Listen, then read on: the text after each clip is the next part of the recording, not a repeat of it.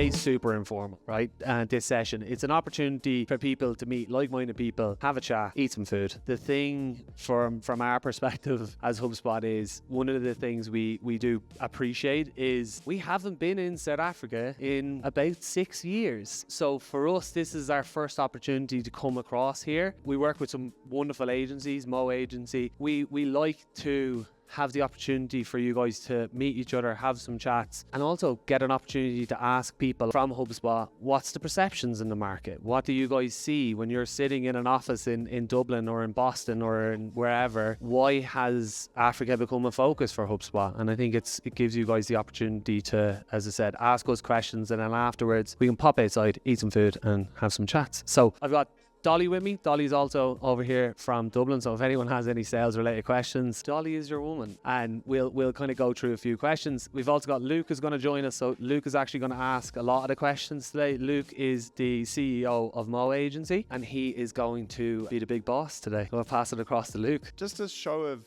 who's in the room, where are you guys from, and why are you here? Why would you come and listen to some random people from Ireland talking about HubSpot? Why are you here? I'm here because I went on HubSpot just to do digital marketing. Okay. And I've been in the game for like a year and a half now. So I've just been looking at different avenues of getting more information about what's happening. And HubSpot has been one of my spots to get a lot of information in terms of courses that I've been looking at and, getting some certification from them. So when I got the email yesterday, I don't remember when I got it.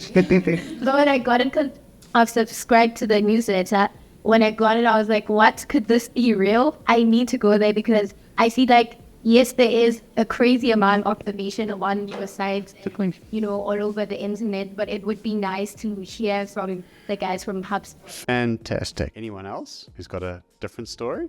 I also just responded. I guess I wear several hats. I'm a venture capitalist, so my background in venture capital, I'm also an entrepreneur. And these days, really, I focus on advising entrepreneurs raise capital, grow their businesses. I sit on a number of boards throughout Africa. So yeah, that's why I'm here. And that's a critical job in Africa, because I think African business need help. I think they've got great ideas, and I think sometimes we just don't really know how to get them out there. Anyone else? Can I steal someone from this side? One more. Hi everybody. We from a company called Easy Debit, and the reason we're here is to learn more about the capturing of leads and deals and making sure that everybody is in tune with what's happening within the sales department, not only sales but account management as well. So we're here just to find out more about the system. We love it, we've been using it, but more information wouldn't hurt. Fantastic. I've got one gentleman there who wants to tell us quickly. Good evening, everyone. I'm from the SAP S4 Logistics Consultants. I'm part of a scholarship where we're learning to become technical SAP consultants, mostly based on the logistics side of companies and also supply chains. So I found out about HubSpot through emails and links and all of it, and literally I just said, let me come here and learn and find out more. That's amazing. So that's an ERP person. Wow. What a varied set of responses, which I think is unbelievable. And I think what we need to ask first then is, Eoin, how can HubSpot serve all of those requirements? Those are wildly different. One is about capturing leads. One is about marketing. One is about ERP systems and SAP and stock. And another one is about growing businesses. Like how? Yeah, I think I love the diversity in the group as well, because I think that's like such a mix of things. And I think the reason why I'm in HubSpot 7 years, and the reason why I'm still in HubSpot today ties into most of those reasons that you are all here. It's the case of, it's not just a one size fits all. And I think that's really cool. Like learning the certifications, understanding what the software can do, what does that actually mean for me professionally and personally when I'm kind of growing a business, right? You guys have used the software for a period of time, but you're looking to actually get the most out of it. And an ERP system is really then, technology. How can we adapt technology to build? And then from a VC perspective, it's like, I'm looking to find good companies that are interesting, that are going to be scalable and growable. And I think when we link all of those things together, I think that's one of my favorite parts of HubSpot is there's a place for everyone, depending on, again, what part of the journey that you're on. And I think sometimes we get lost on the technology, but I think from a HubSpot perspective, it's not just technology, it's also what are the educational resources, what are the things that can actually help us grow, expand and understand and do what it is, regardless of what stage of the journey that we're on that we have a place that we can use. And I think that's super exciting, and it's super interesting as well, because as I said, it's not a one size fits all, and I think that's really cool. What technology can bring is that it can actually bring the ability to pull of all of those things together. So next question. If HubSpot does all of this, and you mentioned Dolly does marketing, sales, service, got a few other things, we'd also manage your website. Where does a startup or a growing company start with HubSpot? I know from my experience doing big installations from, Mazda, Ultron, Corker, these things can scale like crazy, but we always suggest people start somewhere. Get one piece of it right. Where do we start as a young business trying to create value? Thanks for asking that question. I was actually talking to someone just there, and we were having the same conversation about where to start from. HubSpot is a big platform. 100%. We have over 6 products that we're selling, and it's a monster of a platform. So where I would always say you should start from is, we have a model where we grow with you. So you can, if you go on our website today, you can actually get started for free. No strings attached. So you can get started for free, start using the platform, and then scale up. So as a new business, as a startup, get started for free, start using the tools, the marketing tools, the sales tools, the CMS tools, all the tools that are there for you to use for free. Leverage it, max it out. Owen, you got a comment on that? I think the simplicity, like what Dolly said, it's like start using free software, right, as much as you possibly can. Maximize it out. It's bloody brilliant, right? For me, I've set up a multitude of different companies, and the first one of the companies I set up, I literally used the free tool. Even though I worked in HubSpot, I used the free tools until I maximized it out. So I linked it to my Shopify, I linked it to Xero, I had it kind of done in a way that I was able to scale the business without actually having to scale my cost unit. And for anyone that's in the startup space, cost unit is so important, right? And use the tools that we know are going to help us. So again, things like make sure you're sending a newsletter out with informative information completely for free. Start using a CRM. And again, it doesn't matter if you use HubSpot or whatever other systems you use, but make sure you do have a CRM. Don't get lost in the weeds of people using Excel. Please, please, please don't. I'm an angel investor. The first thing that I will do if someone shows me, I ask them, show me what your CRM looks like, and they show me in Excel, that company gets straight into the bin, because it's not scalable. So you need to understand visibility is the key thing here. It's if I know what a customer is doing, it becomes easier for me over time to be able to grow and scale that customer. And without a clear central source of truth, that's really important. So start with that. Remember, nobody cares about your product and your service. Not one single person other than you. You care about your own product and service, but outside of that, no one else does. So you have to keep the customer at the center of the world. So now we're talking about the customer and how Excel and customer don't gel. Here's another interesting thought. A lot of people use platforms like Monday.com, Asana. These are project management platforms to run sales and keep track of customers and things that need to be done. What is the difference with a CRM, with a customer at the center and plugging everything in from your website, from your sales, from your service? Just talk about that, like having an actual contact record,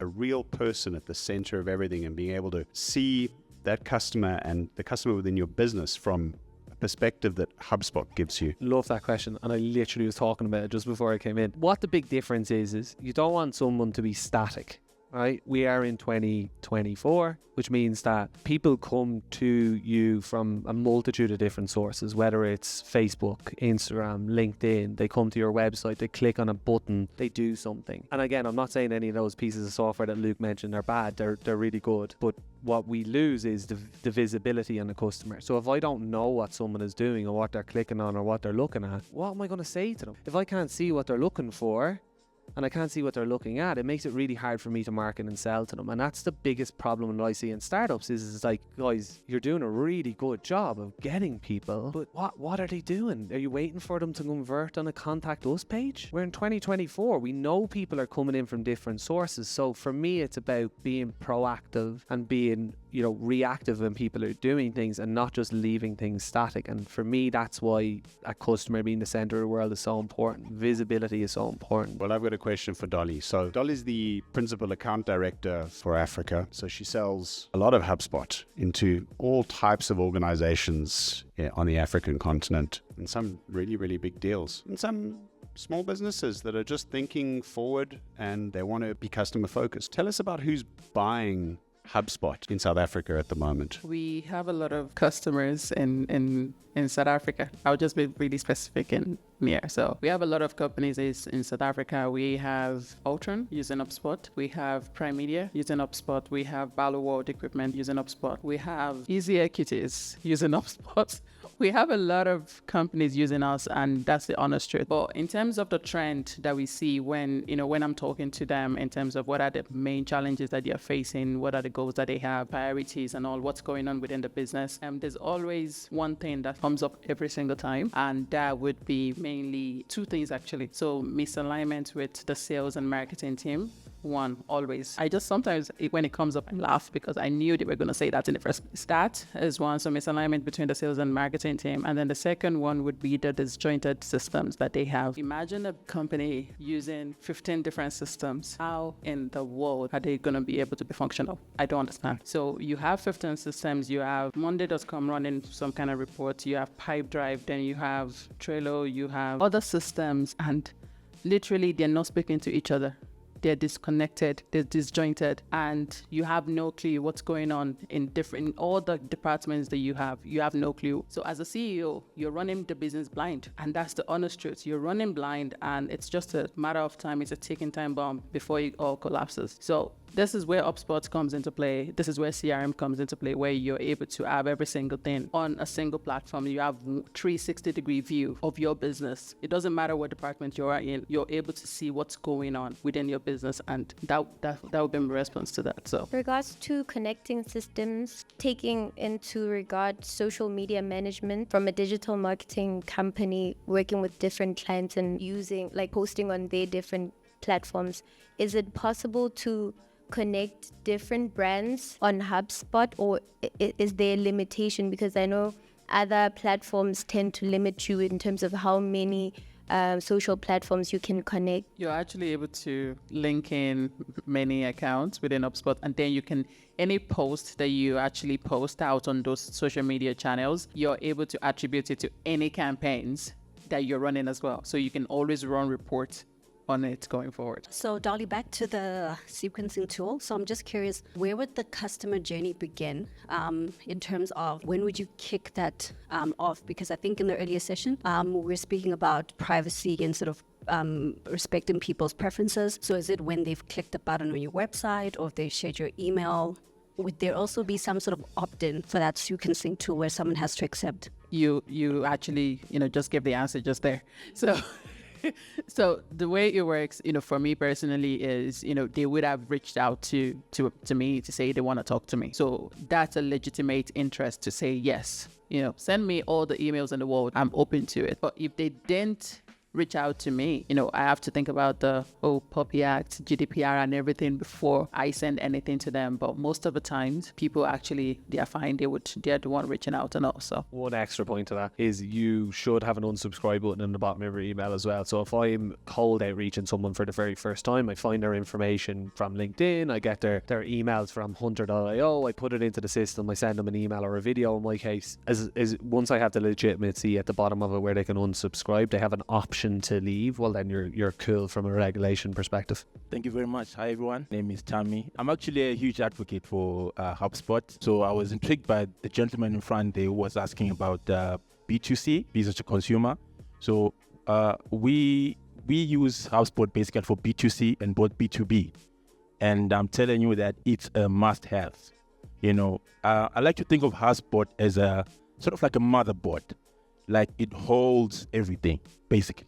So the great part about it is that, you can integrate so many platforms. I mean, if you're in the e-commerce space, you can integrate all your platforms. If you're using MailChimp, if you're using Omnisend, if you're into SEO, SEMrush, TDO, all these platforms can integrate into HubSpot, and then that data gets in there. So for example, if you are like looking for leads, right? Let's say leads, and your leads coming from your website and straight into, HubSpot. You're able now to track the where exactly your leads are. At which level are they in engagement phase? Are they on awareness phase?